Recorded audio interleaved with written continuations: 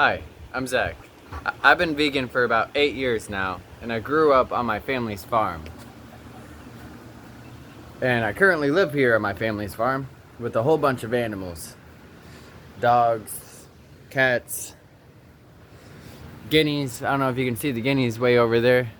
There's a horse up there in that barn. If you can see the horse, I can see the horse. Goats, sheep, alpacas, llamas, peacocks, pigs. Just one pig now. Our oldest pig passed away like a year ago, half a year ago. But a whole bunch of animals, lots of animals here. And there's all types of blessings to growing up on a farm with a lot of animals. And I must say, my parents don't have these animals to kill and eat. Although there was one time, a long time ago, whenever I was still a teenager, I think, or maybe a young adult, before I was vegan, whenever my parents got pigs and had them killed and slaughtered, and they turned their flesh into bacon. My parents aren't vegan, but they do love animals, or maybe love the idea of having animals, which isn't necessarily vegan. It's still technically seeing animals as something to use. But I know my parents hold compassion for animals, and many of these animals are given a very, very good life, and they needed a home. So my parents do help out animals a lot, even though they're not vegan, and they also eat the animals and not help them out. But what's it like being a vegan, living in a place like this? I mean, first of all, I'm grateful that it's not a kill farm, not a farm where, you know, we have a bunch of animals and they're all gonna die within a year or a couple of years, or whenever they grow old enough to be slaughtered or whatever. There's a bunch of goats over there living symbiotically with the roosters and chickens. I don't know if you can see that. There's only one rooster there. The goat likes to lay in where they put the hay, and the rooster likes to sit on top. I'm very grateful that, like I was saying, my parents don't kill these animals. They have them because they enjoy the presence of animals, and they do hold compassion for animals, even if it's hypocritical sometimes, and other times for other animals they don't. There's an emu over there. I don't know if you ever seen an emu. It's like a ostrich basically, but not as hostile or as aggressive. Can you even see? Okay, yeah, right there. Okay, anyway,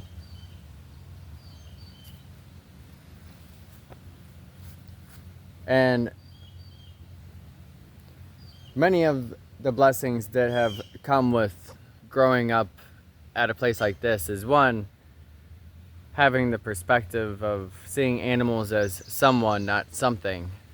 Growing up around animals and seeing them as a part of the family rather than something to get something out of. Although I don't know if I really got that from my parents or the family culture around here. That might have just been something that I naturally picked up on, because there is a lot of that, like my parents seeing the chickens as something to get eggs from, or the dogs and animals as something to feel better from by getting compassion from, or something. I don't know if that's making sense, but I feel like having the non-vegan perspective of seeing these animals as being here for us rather than with us is the exact opposite of what I just said, of seeing animals as someone, not something, which seems to be what the general theme or vibe was growing up. Is these animals are here to make us feel better. They're here for us, as like my parents would say, this is our passion, as if, you know, the animals' lives is their passion, rather than they're doing something for the animals, giving them a place to stay. That's just a benefit that the animals get out of it, which makes it symbiotic, which justifies them doing it, which doesn't really make sense, because also there's been plenty of times where suffering has happened because of my parents putting the animals underneath their own desires, as their desires as priority, as their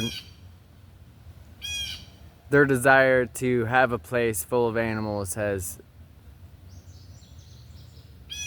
made animals suffer, even though there's been times where they've taken in animals that need a home and given them a good life.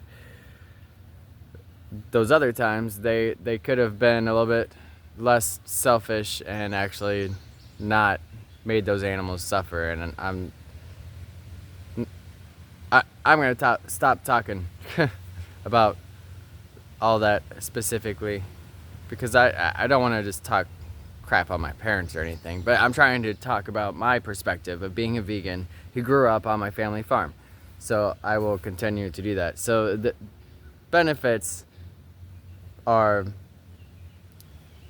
having compassion for animals and seeing them as someone, not something. And then also hard work. There's been many times where I've helped clean out stalls, where I've helped build fences. Whenever I was a teenager, I started to try to get away from here, though, because all I wanted to do was hang out with my friends and smoke weed and play video games. And I didn't help build this giant fence around the entire yard. This one right here, this metal one.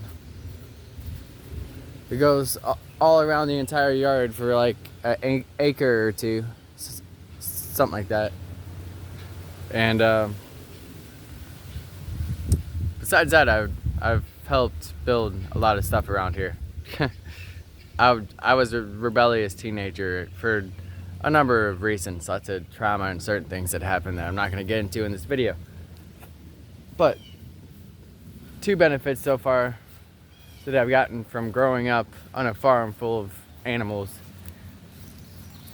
is seeing them as someone and working with my hands and my feet sometimes. I would shovel with my feet only. Just kidding. I don't know where that came from. No, I would just working hard in general, you know, building fences, cleaning out stalls, help move animals, help feed and water the animals,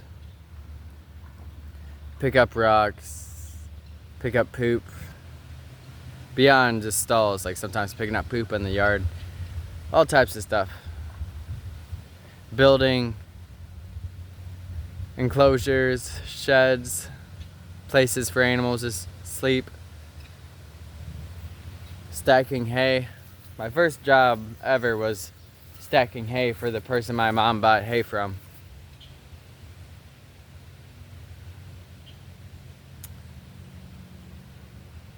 And so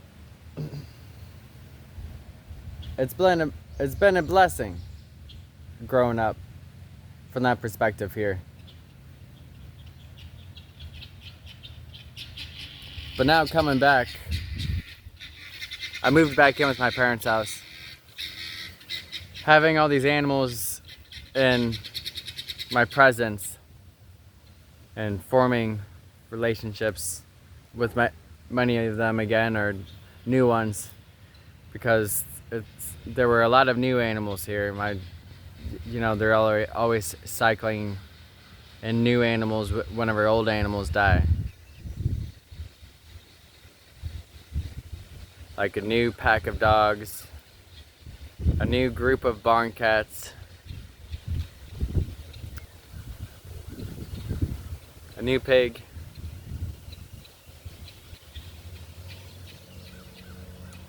the presence of all these animals helped me stay sober, I believe, whenever I moved back, and helped me get my life on track.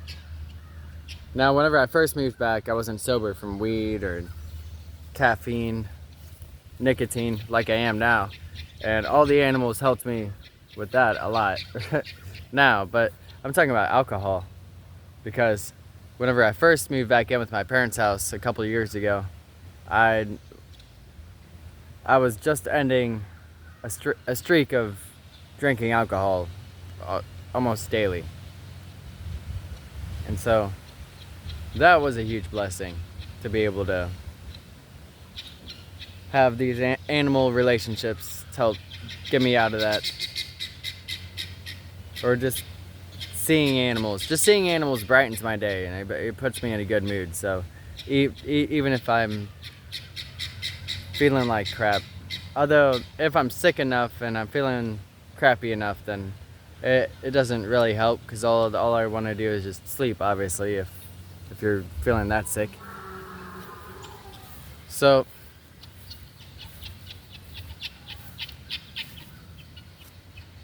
being a vegan on the family farm has mostly been a blessing, but it's also been,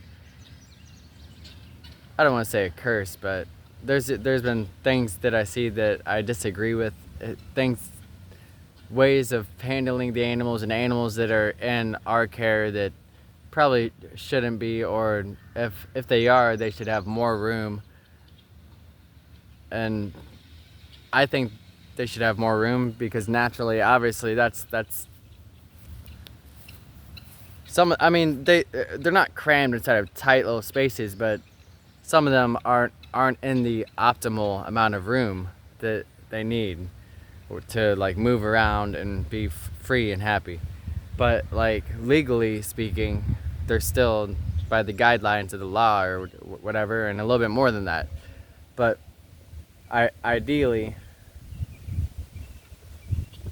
to be able to just roam around as if, you know, they were in the woods is the best thing, or roam around as free as the guineas, or as free as the chickens, the free range chickens that we have.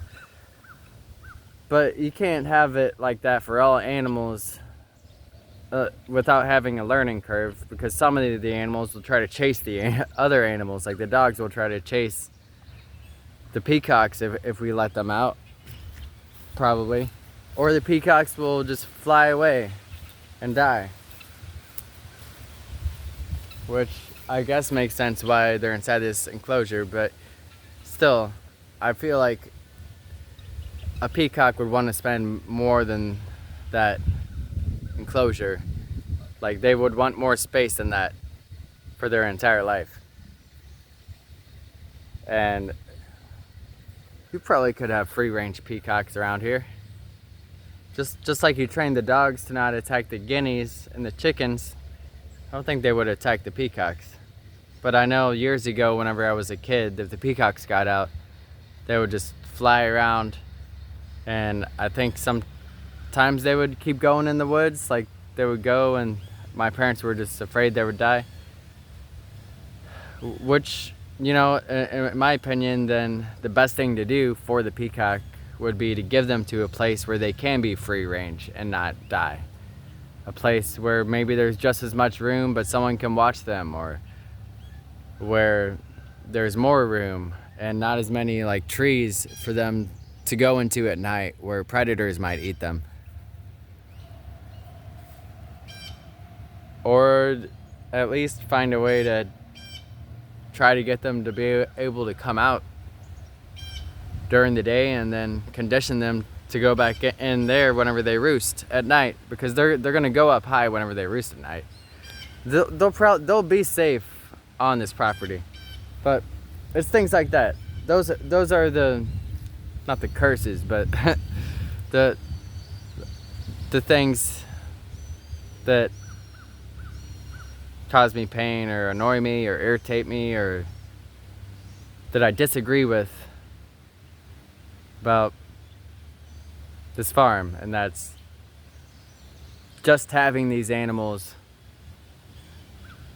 for our own pleasure, to have the animals in our presence whenever that puts the animal's life at risk or diminishes their experience of life. And we do it because we think there's something for us to get something out of, rather than someone to experience their own life and as good of a life as they can experience. Not diminished at all by our selfish desires. The peacock agrees.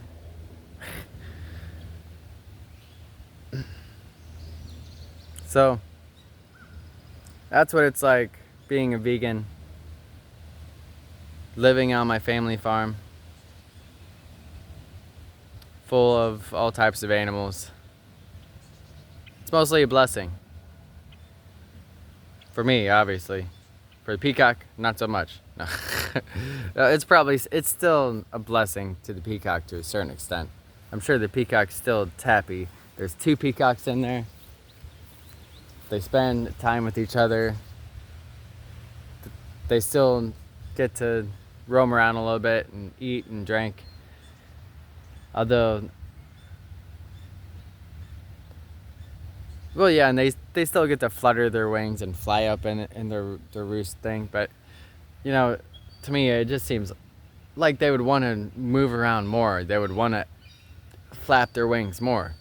It just makes sense to me. So there's part of me that's just eating up inside, like, it's gotta be a better way. But I can't be the one to tell my parents. I'm like 31 years old. I moved back in with them with a whole bunch of problems. I'm their son. And whenever I first went vegan, like 8 years ago, we had a whole bunch of arguments, and I saw how that went. Just trying to give my parents constructive criticism is almost impossible if it's coming from me. So the best thing I can do is get my life together, become famous, and then give them constructive criticism. No, I'm just kidding. Get my life together, become famous, and then have the public give them constructive criticism. No, just kidding. That's probably not the best thing to do. The best thing to do is to get my life together and then talk to them about it with an open heart. And if they don't listen to me, they don't listen to me. I try my best. But besides that, I mean, my parents really do give animals a good life here. And they've given a lot of animals that need a home. Dogs, cats, goats, all types of animals. So, leave a comment down below. Do you live on a family farm? Are you vegan?